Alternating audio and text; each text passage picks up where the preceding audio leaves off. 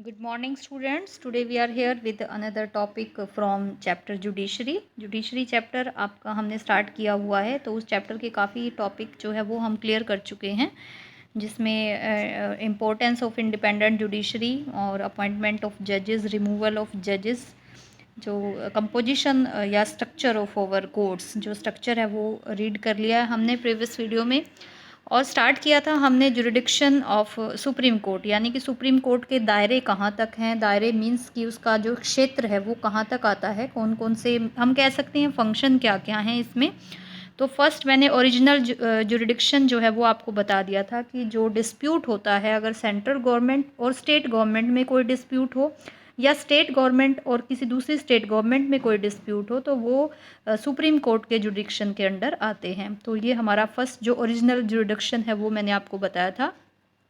Next हमारा writ जुडिक्शन है, और ये जो जुडिक्शन है मैंने आपको बता दी थी कि रिट्स जो होती हैं कुछ तरह के ऑर्डर होते हैं, एक रेमेडीज़ होती है जो हमारे हाई कोर्ट के पास आर्टिकल 32 के अकॉर्डिंग जो है रिट्स को जारी करने का अधिकार होता है, यानी कि कुछ ऑर्डर देने का राइट ये होता है जो कि फंडामेंटल राइट्स की प्रोटेक्शन के लिए दिया जाता है। तो इसमें मैं ये सेकंड चैप्टर का भी टॉपिक आपका इसमें साथ ही साथ क्लियर होगा, और हम ये रिट जुडिक्शन जो है ये भी स्टडी कर लेंगे। तो देखिए, as you have already studied in the chapter on fundamental rights, any individual whose fundamental rights has been violated can directly move the Supreme Court for remedy. अगर किसी इंडिविजुअल के फंडामेंटल राइट्स वायलेट किए जाते हैं, किसी के द्वारा उनको ख़त्म करने का कोई प्रयास किया जाता है, तो वो डायरेक्टली सुप्रीम कोर्ट में जाता है रेमेडी के लिए। इसीलिए जो हमारा आर्टिकल 32 में जो हमारा 6th फंडामेंटल राइट है, राइट टू कॉन्स्टिट्यूशनल रेमेडीज़, इसीलिए वो उसका प्रोविज़न जो है वो कॉन्स्टिट्यूशन में किया गया है, ताकि जितने भी फंडामेंटल राइट्स जो दिए गए हैं उनको एक प्रॉपर प्रोटेक्शन मिले। The Supreme Court can give special orders in the form of writs. Supreme Court कुछ स्पेशल ऑर्डर देता है जिनको रिट्स कहा जाता है। आप ध्यान रखना स्टूडेंट इस टॉपिक को, ये एग्ज़ाम के पॉइंट ऑफ व्यू से चाहे थोड़ा टफ लगता हो आपको, लेकिन ये आपका कॉम्पिटिटिव एग्ज़ाम के पर्पज़ से बहुत इंपॉर्टेंट टॉपिक है। The high courts can also issue Ritz. मैंने आपको बताया था आर्टिकल 32 अपने आप में एक फंडामेंटल राइट्स है जिसमें सुप्रीम कोर्ट रिट जारी करता है, और एक आर्टिकल 226 है जो आपकी बुक में मेंशन नहीं है। इसके अकॉर्डिंग जो हाई कोर्ट है उसके पास पावर होती है रिट्स को जारी करने की, रिट्स इशू करते हैं। But the person whose rights are violated have the choice of either approaching the High Court. जिस भी किसी इंडिविजुअल के जो राइट हैं जो वायलेट होते हैं, तो उसके पास ये चॉइस होती है कि वो अप्रोच कहाँ करे, हाई कोर्ट में अप्रोच करे या सुप्रीम कोर्ट में, तो डिपेंड करता है उसके ऊपर। वो डायरेक्टली अप्रोच कर सकता है। Through such writs the court can give order. इन रिट्स के थ्रू क्या होता है कि जो कोर्ट है वो ऑर्डर देता है टू द एग्जीक्यूटिव को ऑर्डर देता है, जो एडमिनिस्ट्रेशन होता है उसको ऑर्डर देता है to act or not to act in a particular way, मतलब कि किस तरीके से उसको उसके अकॉर्डिंग काम करना चाहिए। तो एक ऑर्डर पास करता है सुप्रीम कोर्ट, जिससे कि किसी भी व्यक्ति के जो फंडामेंटल राइट्स हैं वो प्रोटेक्ट होते हैं। तो रिट्स जो है वो आपको प्रीवियस वीडियो में भी मैंने बता दिया था कि मेनली 5 रिट्स होती हैं, जिनको मैं आपको अभी बता रही हूँ थोड़ा सा। फर्स्ट जो रिट्स होती है वो होती है हैबियस कॉर्पस। याद रखना स्टूडेंट, फर्स्ट रिट्स होती है हमारी हैबियस कॉर्पस। तो ये जो नेम है ये लेटिन वर्ड में नेम है, लेटिन जो लैंग्वेज है, लेटिन वर्ड कहे गए हैं ये। तो हैबियस कॉर्पस क्या होती है? हैबियस कॉर्पस एक ऐसी रिट्स है, और writs of habeas corpus means that the court orders that the arrested person should be presented before it. देखिए स्टूडेंट, अगर किसी व्यक्ति को, जैसे किसी भी डिपार्टमेंट के किसी भी व्यक्ति को, किसी इंडिविजुअल को अरेस्ट कर लिया गया है बिना किसी रीज़न के, पुलिस के द्वारा अरेस्ट कर लिया गया है बिना किसी रीज़न के, तो वो क्या कर सकता है? It can also order to set free an arrested person. तो और उस व्यक्ति को लगता है कि मतलब उसका जो किसी तरह का कोई कसूर नहीं है उसका, और उसको बिना किसी रीज़न के अरेस्ट कर लिया गया है, तो उस व्यक्ति के पास राइट होता है कि वो डायरेक्ट सुप्रीम कोर्ट या हाई कोर्ट में अप्रोच कर सकता है।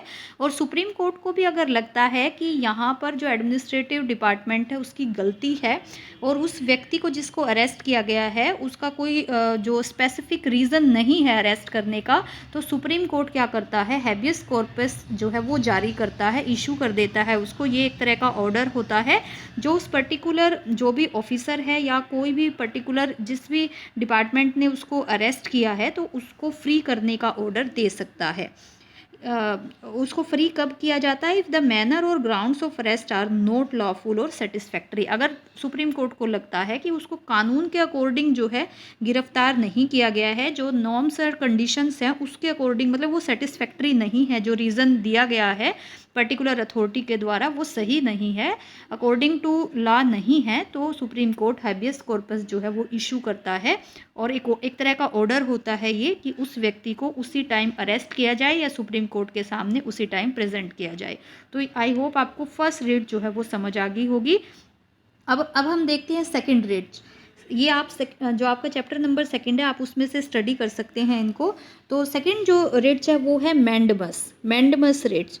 मैंडमस का मतलब वैसे होता है वी कमांड। मैंडमस देखिए कमांड यानी कि कोर्ट क्या है, कमांड दे सकता है, एक तरह का ऑर्डर दे सकता है। कब दे सकता है ये? देखिए this writ is issued when the court finds that a particular office holder is not doing legal duty.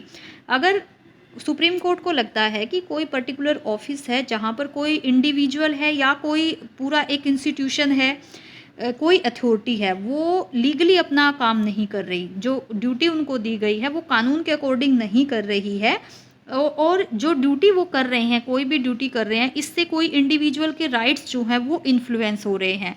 Student ये जितनी भी रेट्स हैं ये बहुत ही कोरिलेट करती हैं, आपने बड़े ध्यान से सुनना है कि हैबियस कॉर्पस किस तरह की रेट है, उसमें किस तरह का किस सिचुएशन में ऑर्डर दिया जाता है। मैंडमस किस तरह का ऑर्डर है? मैंडमस तब दिया जाता है जब कोई ऑफिसर, कोई एडमिनिस्ट्रेटिव ऑफिसर, कोई इंस्टीट्यूशन गिवन जो नॉर्म्स कंडीशन होती है, कॉन्स्टिट्यूशन में जो नॉर्म्स और कंडीशंस होते हैं उनके अकॉर्डिंग अगर अपना लीगली अपनी ड्यूटी को नहीं कर रहा है और इसकी वजह से किसी इंडिविजुअल के राइट्स इन्फ्लुएंस हो रहे हैं तो कोर्ट मैंडमस जो रिट है वो इशू करता है, यानी कि आदेश देता है कोर्ट कि जो वो काम कर रहे हैं वो लीगली नहीं कर रहे हैं और पर्टिकुलर अथॉरिटी को उसी टाइम उस ऑर्डर को फॉलो करना होता है। थर्ड रिट आ जाती है स्टूडेंट, हम रिट जुडिक्शन स्टडी कर रहे हैं। थर्ड रिट जाती है हमारी प्रोहिबिशन। बहुत इंपॉर्टेंट है ये भी। प्रोहिबिशन जैसे नाम से ही पता लग रहा है, प्रोहिबिशन का मतलब क्या होता है? किसी चीज़ को निषेध करना। निषेध मतलब किसी चीज़ को ख़त्म करने के लिए ऑर्डर देना।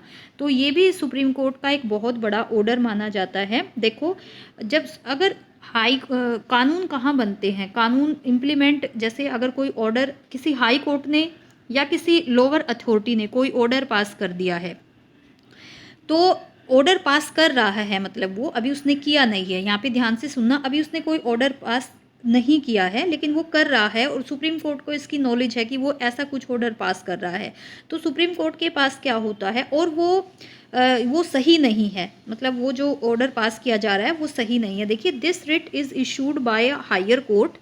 हायर कोर्ट जैसे हाई कोर्ट या सुप्रीम कोर्ट के द्वारा when a lower court has considered a case going beyond its jurisdiction. तो जब लगता है कि ये जो केस है या ये जो ऑर्डर पास किया जा रहा है ये लोअर जुडिक्शन के अंडर नहीं आता है, मतलब उनका अधिकार क्षेत्र नहीं है ये और वो इस ड्यूटी को कर रहे हैं, तो सुप्रीम कोर्ट या जो हाई कोर्ट अथॉरिटी होती है, अपर अथॉरिटी होती है, उसके पास उसको प्रोहिबिट करने का राइट होता है, यानी कि ऑर्डर पास कर देता है सुप्रीम कोर्ट उसी टाइम कि वो इस तरह का कोई ऑर्डर पास नहीं करेंगे या इस तरह का कोई कानून नहीं बनाएंगे। मतलब ये कानून बनने जा रहा था तो उससे पहले ही सुप्रीम कोर्ट या हाई कोर्ट ऑर्डर दे देता है कि ये आपके जुडिक्शन में नहीं है, मतलब आपके दायरे में ये नहीं है, ये अथॉरिटी आपके पास नहीं है अकॉर्डिंग टू कॉन्स्टिट्यूशन, तो आप इसको नहीं कर सकते। तो ये प्रोहिबिशन एक तरह का ऑर्डर है जो सुप्रीम कोर्ट देता है और ये हमारे फंडामेंटल राइट्स की प्रोटेक्शन के लिए होता है। नेक्स्ट जो फोर्थ हमारी जो इसमें आती है वो आती है क्यू वारंटो। क्यू वारंटो क्या होती है? देखिए स्टूडेंट यहाँ पर क्यू वारंटो एक तरह का ये भी ऑर्डर होता है। देखिए ये बहुत ही कॉमनली इसको यूज़ किया जाता है।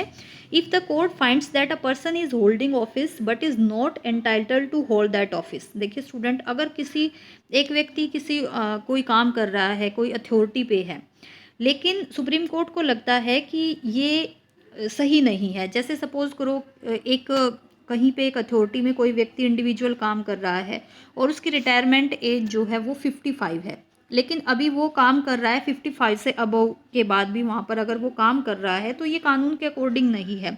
तो यहाँ पर क्या होता है, यहाँ पर सुप्रीम कोर्ट के पास ये पूछने का अधिकार है, सारी इन्फॉर्मेशन कलेक्ट करने का अधिकार है, और उसके लिए क्यू वारंटो वो जारी करता है कि जो काम ये कर रहा है ये अकॉर्डिंग टू रूल नहीं हो रहा है, तो उसको मतलब उसी टाइम जो है वो बैन कर दिया जाता है। It issues the writ of quo warranto and restricts that person from acting as an office holder. जो भी व्यक्ति कोई काम कर रहा है तो उसको रिस्ट्रिक्ट कर दिया जाता है उसी टाइम, अगर वो काम लग रहा है कि कानून के अकॉर्डिंग नहीं हो रहा है या उनके जुडिक्शन के दायरे में वो चीज़ नहीं है। तो क्यू वारंटो भी एक तरह का ऑर्डर है जो सुप्रीम कोर्ट के द्वारा दिया जाता है। उसके बाद फिफ्थ लास्ट हमारी है इसमें सर्शरी। सर्शरी क्या होता है, देखिए सर्शरी और जो प्रोहिबिशन है ये दोनों ही जो रेट हैं ये कोरिलेट करती हैं एक दूसरे से। प्रोहिबिशन में क्या होता है कि जब सुप्रीम कोर्ट या हाई कोर्ट को लगता है कि जो ऑर्डर वो पास कर रहे हैं वो उनके जुडिक्शन में नहीं है, कोई लोअर कोर्ट कोई ऑर्डर पास कर रहा है या कोई लोअर अथॉरिटी कोई ऐसा काम कर रही है, तो उसको इम्प्लीमेंट होने से पहले ही वो रोक देते हैं। वो होता है प्रोविशन, यानी कि निषेध कर दिया उसको, एक ऐसा ऑर्डर दे दिया। सर्शरी क्या होता है, सर्शरी एक जैसा ही है दोनों, लेकिन सर्शरी में क्या होता है कि वो ऑर्डर पास कर चुके होते हैं। तो सुप्रीम कोर्ट क्या करता है कि जब वो ऑर्डर पास कर चुके होते हैं तो उस मैटर को या तो वो ट्रांसफ़र करने के लिए कह सकते हैं कि आपका ये मैटर नहीं है, आप इसको हमारे पास ट्रांसफ़र कीजिए, ये हमारी जुडिक्शन में है, या फिर उसको वो बैन कर सकते हैं। तो देखिए, under this rate the court order a lower court और another authority to transfer a matter pending before it to the higher authority और कोर्ट। यानी उनको कह सकते हैं ये ऑर्डर पास हो चुका है, कंटिन्यू है ये ऑर्डर, लेकिन जब सुप्रीम कोर्ट को पता लगता है कि ये उनकी जुडिक्शन में नहीं है तो वो उसको मतलब ट्रांसफ़र करने के लिए कह सकते हैं कि ये आपके जुडिक्शन में नहीं है। तो सर्शरी और जो प्रोहिबिशन है वो दोनों काफ़ी मिलती जुलती हैं, दोनों ही एक ऑर्डर से रिलेटेड है। अगर कोई लोअर अथॉरिटी या लोअर कोर्ट कोई ऑर्डर पास करता है, एक ऑर्डर पास करने से पहले ही प्रोहिबिट कर दी जाती है और एक ऑर्डर पास करने के बाद उसको ट्रांसफ़र करने के लिए कह दिया जाता है। तो आई होप आपको जो रिट जुडिक्शन है साथ के साथ जो रिट्स हैं वो समझ आ गई होंगी, और इस टॉपिक को आप अपने जो फंडामेंटल राइट्स हैं आपकी बुक में बहुत ही अच्छे तरीके से ये जो रिट्स हैं वो राइट हुई हैं, आप इनको भी इसका साथ के साथ कर लीजिए, अपनी जनरल अवेयरनेस के लिए कर लीजिए इनको। तो ये हमारा सेकंड जुडिक्शन है जो हमने कंप्लीट कर लिया है।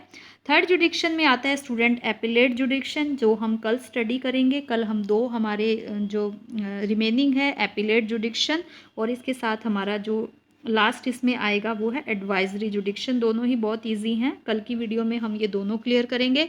स्टूडेंट आप रिट्स का टॉपिक बहुत अच्छे से कर लीजिएगा कि ये एक तरह के ऑर्डर होते हैं, सुप्रीम कोर्ट के पास एक तरह की पावर होती है और सुप्रीम कोर्ट के जुडिक्शन में आती है जो किसी भी इंडिविजुअल के फंडामेंटल राइट्स को प्रोटेक्शन देते हैं। आई होप आपको ये टॉपिक समझ आ गया होगा। जितना अगर किसी स्टूडेंट को कोई टॉपिक क्लियर नहीं होता है तो वो मैसेज के थ्रू या कॉल करके पूछ सकते हैं किसी भी वर्ड का मीनिंग या किसी भी पॉइंट में उनको अगर कोई डाउट आता है तो। Thank you so much.